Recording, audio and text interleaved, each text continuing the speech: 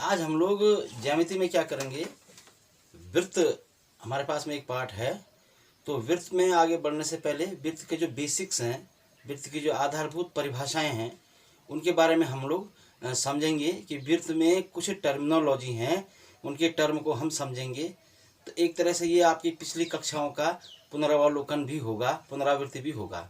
आइए देखते हैं, और इसके आधार पे हम लोग क्या करेंगे, एक्सरसाइज 10.1 को भी सॉल्व करेंगे उसमें। आइए देखते हैं। हमने यहाँ पे देखिए आप लोग बहुत सारे वृत्त बनाए हैं। इन बहुत सारे वृत्तों के आधार पे हम लोग कुछ परिभाषाएं सेटअप करते हैं, कुछ परिभाषाओं को हम याद करते हैं। पहले इस वृत्त पे जाइए आप लोग, पहले वृत्त की परिभाषा समझिए आप लोग। क्या है वृत्त? एक वृत्त में होता क्या है, एक बिंदु होता है, यहाँ पे एक बिंदु होता है और दूसरा बिंदु यहाँ पर होता है। एक बिंदु स्थिर होता है, दूसरा बिंदु चलायमान होता है। ये बाहर वाला बिंदु गति कर रहा है, इधर ऐसे ऐसे चल रहा है, ऐसे ऐसे जैसे चल रहा है, इस तरह से चक्कर मार रहा है, ऐसे चक्कर मार रहा है कि इसकी जो दूरी है इस बिंदु से यहाँ पर भी बराबर है, यहाँ पर भी बराबर है, यहाँ पर भी बराबर है, यहाँ पर भी बराबर है, यहाँ पर भी बराबर है। अर्थात वृत्त की परिभाषा क्या हो गई कि जब एक स्थिर बिंदु होता है और एक चलायमान बिंदु होता है, जब एक स्थिर बिंदु के चारों ओर कोई गतिमान बिंदु इस प्रकार गति करता है कि उसकी दूरी सदैव स्थिर बिंदु से बराबर बनी रहे, तो जो चलायमान बिंदु है या जो गतिमान बिंदु है उसके बिंदु पथ को लोकस बोलते हैं। लोकस को हम वृत्त कहते हैं। इस परिभाषा को याद रखें आप लोग। अब देखिए, वृत्त में सबसे पहले जिसको केंद्र मान करके हमने इस तरह से प्रकार में दूरी भर के एक वृत्त बनाया है, तो इसमें एक केंद्र होता है। जो स्थिर बिंदु है उसकी स्थिति को केंद्र कहते हैं, और स्थिर बिंदु से चलायमान बिंदु के बीच की दूरी को, इस दूरी को बोलते हैं त्रिज्या। ध्यान दीजिए, ये त्रिज्या है, यहां से यहां तक जूम करो, ये त्रिज्या है। और जहां जहां ये वृत्त, ये त्रिज्या वाला जो लास्ट बिंदु है, त्रिज्या के दूसरे मुंह वाला बिंदु है, ये बिंदु गति कर रहा है इस तरह से। जहां जहां ये बिंदु गति कर रहा है इसको बोलते हैं हम लोग परिधि। परिधि यानी पेरीमीटर, अंग्रेजी में पेरीमीटर बोलते हैं। ध्यान दीजिए, दोबारा बोल रहा हूं, इसको, इस बिंदु को केंद्र बोलते हैं, स्थिर बिंदु को, और जहां जहां ये चलायमान बिंदु गति कर रहा है उसके बिंदु पथ को परिधि बोलते हैं। इस प्रकार की आकृति को हम वृत्त बोलते हैं, कहते हैं। ठीक हो गया है। इसके बाद चलते हैं हम, कोई जो वृत्त होता है, इस वृत्त में देखा आप लोगों ने, ये पूरा एक तल है, ये पूरा एक व्हाइट बोर्ड है, ये बोर्ड है, बोर्ड माने समतल है। ये इस समतल को इसने दो भागों में बांट दिया है। कोई वृत्त किसी तल को दो भागों में बांटता है। एक होता है उसका अभ्यंतर, अंदर वाला भाग, और एक होता है उसके बाहर वाला भाग। ये बाहर वाला जो भाग है, ये इसको बोलते हैं बहिर्भाग। बाहर वाले भाग को बहिर्भाग बोलते हैं और अंदर वाले भाग को अभ्यंतर कहते हैं। अर्थात देखिए आप लोग कि ये जो अभ्यंतर है, जो केंद्र है, केंद्र जो होता है वृत्त के अभ्यंतर में होता है, मानो वृत्त के अंदर होता है। और बहिर्भाग में, मान लिया कोई बिंदु मैंने यहाँ पे है, मान लिया किसी बिंदु की दूरी जो है उसकी त्रिज्या से ज्यादा हो गई है, केंद्र से परिधि के बीच की दूरी को त्रिज्या बोलते हैं। और इस दूरी से ज्यादा, अगर किसी दूरी, इस दूरी से ज्यादा किसी बिंदु की दूरी है, तो वो बिंदु जो है यहाँ आपके बहिर्भाग में आएगा, ये बिंदु आपके बहिर्भाग में आएगा। ध्यान दीजिए, अभ्यंतर माने अंदर का भाग और बहिर्भाग माने बाहर वाला भाग। अब आप आते हैं वृत्त के व्यास के बारे में। ये हमारा केंद्र है, केंद्र से इधर को मिलाया, ये त्रिज्या हो गई। ये क्या हो गया भाई? त्रिज्या हो गई। हाँ, और इस त्रिज्या को हम आगे बढ़ा दें इधर पहली तरफ को, यहां तक, इस तरह से। ये हो गया इसका व्यास। सामान्य रूप में त्रिज्या को आर कहते हैं और व्यास को हम डी बोलते हैं। ध्यान दीजिए, व्यास को हम डी कहेंगे हम लोग। ये जो है इधर भी आर है और इधर भी आर है। आप देख रहे होंगे यहाँ पे कि डी जो है व्यास बराबर जो होता है त्रिज्या का दुगना है, अर्थात व्यास बराबर 2 गुणा त्रिज्या, त्रिज्या का दुगना होता है व्यास। एक वृत्त में हम जो व्यास देखते हैं, व्यास की संख्या, अगर हम इन व्यासों को देखें, एक वृत्त में इस वृत्त में जाते हैं, इस वृत्त में, तो व्यास को देखिए आप लोग, व्यास जो है यहां पर भी है, यहां पर भी है,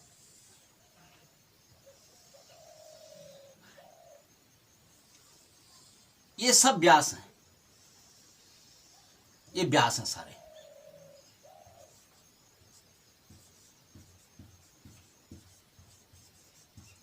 माने एक वृत्त में हम लोग अपरिमित व्यास खींच सकते हैं। व्यास क्या होता है? परिधि के एक कोने से दूसरे कोने तक जाने वाली रेखा जो केंद्र से होकर के जाती है। दोबारा रिपीट कर रहा हूं, परिधि के एक बिंदु से दूसरे बिंदु तक होकर ऐसी रेखा जो केंद्र से होकर जाए उसको हम व्यास कहते हैं। और एक वृत्त में हम बहुत सारे व्यास हम खींच सकते हैं। व्यासों की संख्या भाई बहुत ज्यादा है, अपरिमित है, और ये सारे के सारे व्यास त्रिज्या के दुगने होते हैं। अगर हम कोई व्यास को देखें, अगर मैं एक व्यास के एक बिंदु से और व्यास के दूसरे बिंदु को मिला दूं, व्यास के एक कोने से दूसरे कोने को मिला करके इस तरह से कोई वृत्त खींचूं तो इसको बोलेंगे हम अर्धवृत्त, सेमी सर्किल। ये अर्धवृत्त है। अर्धवृत्त में जो है व्यास और एक तरफ का पूरा परिधि का हिस्सा होता है। यहां पर आइए और इस बिंदु पे आए, मान लिया यहां इस बिंदु को केंद्र मान करके हमने पूरा अर्धवृत्त नहीं खींचा और कुछ ही दूरी तक खींचा, ये त्रिज्या है। हाँ, ध्यान दीजिए, ये त्रिज्या है यहाँ पे। तो यहां से हमने यहां से यहां तक खींचा, मान लीजिए ये ए बिंदु है और ये बी बिंदु है और ये इसकी त्रिज्या है, यहाँ पे आर से दिखाया है। तो इस प्रकार से जो परिधि का कोई हिस्सा, छोटा हिस्सा खींचा हमने, परिधि का कोई हिस्सा खींचा है, पूरा आधा वृत्त के बराबर नहीं खींचा, छोटा सा हिस्सा खींचा, इसको बोलते हैं हम लोग चाप, चाप या आर्क। समझ गए होंगे, ये चाप है हमारे पास में। अब आप आ जाते हैं हम लोग त्रिज्या खंड पे आते हैं। अगर हम लोगों ने क्या किया, ये वृत्त खींचा हम लोगों ने, यहाँ पे इस वृत्त पे हमने एक त्रिज्या यहाँ खींची और एक त्रिज्या यहाँ खींची, तो हमारे पास में इस तरह से एक हिस्सा अलग से बन गया। बन गया नहीं बन गया? ये भी आर है, ये भी आर है, ये केंद्र है। इस प्रकार से जो ये वाला हिस्सा बन रहा है हमारा, इसको बोलते हैं हम वृत्तखंड, सॉरी त्रिज्या खंड।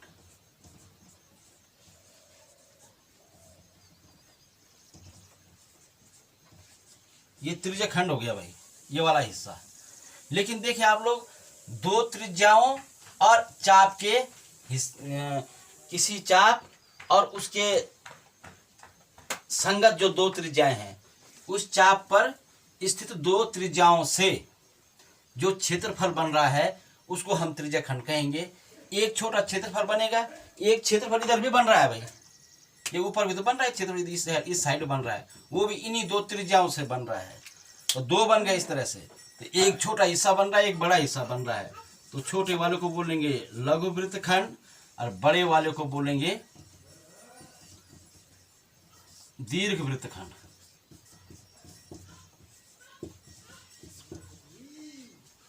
समझ गए आप लोग? यहाँ पे नीचे वाला लघु वृत्तखंड और यहाँ पे दीर्घ वृत्तखंड, पीछे वाला दीर्घ वृत्तखंड है। अब देखिए आप लोग, अगर मैं किसी यहाँ पे जरा जीवा के बारे में बात करते हैं, ये केंद्र है हमारे पास में और वृत्त की परिधि को एक कोने से दूसरे कोने तक मिला दिया। इस तरह की अगर कोई रेखा है हमारे पास में, या इस तरह की रेखा हमारे पास में कोई यहाँ पर है, इस तरह की रेखा है, या इस तरह की रेखा कोई यहाँ पे है, तो इन रेखाओं को बोलते हैं हम लोग जीवा। ये एक वृत्त में बहुत सारी जीवाएं होती हैं।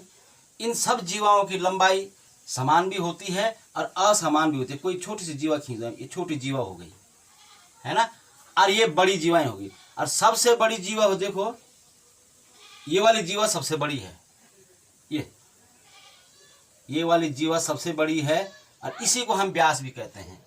इसका मतलब ये हो गया, इस तरह जो रेखाएं हमने खींची हैं परिधि के एक बिंदु से दूसरे बिंदु को मिलाने वाली, ये सब जीवाएं हैं। इन सब जीवाओं की लंबाई समान भी हो सकती है और असमान भी हो सकती है।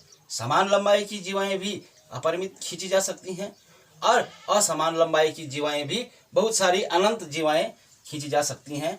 और सबसे बड़ी जीवा जो होगी उसकी वृत्त की, वो कहलाएगी व्यास। ध्यान दीजिए, वृत्त की सबसे बड़ी जीवा व्यास होती है और व्यास त्रिज्या का दुगना होता है। अब आ जाते हैं हम लोग यहाँ पे, अगर कोई हम वृत्तखंड लेते हैं, सॉरी केंद्र लेते हैं, और इस तरह से कोई हम यहाँ पे एक जीवा खींचते हैं, इस जीवा को हमने खींच दिया, तो इस प्रकार से हमारे पास में ये वाला हिस्सा बन गया, नहीं बन गया, ये वाला हिस्सा नीचे का बन गया एक, माने एक चाप और चाप की जो संगत जीवा है, चाप और संगत जीवा के बीच का क्षेत्रफल हो जाएगा वृत्तखंड। जूम भी करते हैं, वृत्तखंड हो जाएगा। लेकिन आप देख रहे होंगे कि एक हिस्सा छोटा है और एक हिस्सा बड़ा है। यही जीवा जो है इस वृत्त को दो भागों में बांट रही है। एक तरफ छोटा हिस्सा है वृत्त का, एक तरफ बड़ा हिस्सा है वृत्त का। तो बड़े वाले हिस्से को भी वृत्तखंड ही बोलेंगे। ये भी वृत्तखंड है, ध्यान दीजिए, ये भी वृत्तखंड है। दो वृत्तखंड बन गए, लेकिन एक बड़ा है एक छोटा है, तो छोटे वाले को बोलेंगे हम लघु वृत्तखंड और बड़े वाले को बोलेंगे दीर्घ वृत्तखंड। ये सारी परिभाषाएं आपके सामने आ गई हैं। अब आप देख रहे होंगे कि जिस त्रिभुज में, जिस वृत्त में हमारे पास में समान त्रिज्याएं हैं,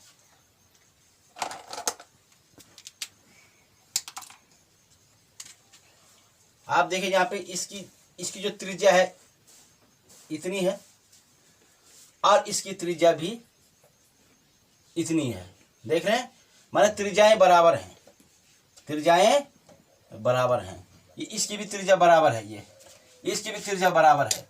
ये सबके सब त्रिभुजों, इस सबके सब वृत्तों की त्रिज्याएं बराबर हैं। इसका मतलब क्या हो गया कि जो समान त्रिज्या वाले वृत्त हैं वो आपस में सर्वांग सम होते हैं।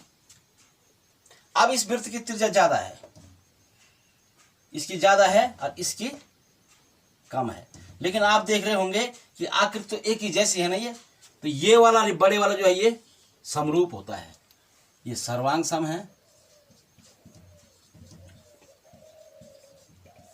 और ये समरूप है। ध्यान दीजिए, इसी प्रकार से यहां पर देखेंगे आप लोग, इसकी त्रिज्या कम है और इसकी त्रिज्या ज्यादा है। ये आर छोटा है, ये आर बड़ा है, तो ये त्रिभुज भी आपस में समरूप है, सर्वांग सम नहीं है। तो ध्यान दीजिए आप लोग यहाँ पे कि सारे के सारे जो त्रिभुज, सारे के सारे जो ये वृत्त हैं, सारे के सारे वृत्त आपस में समरूप हैं, सिमिलर हैं।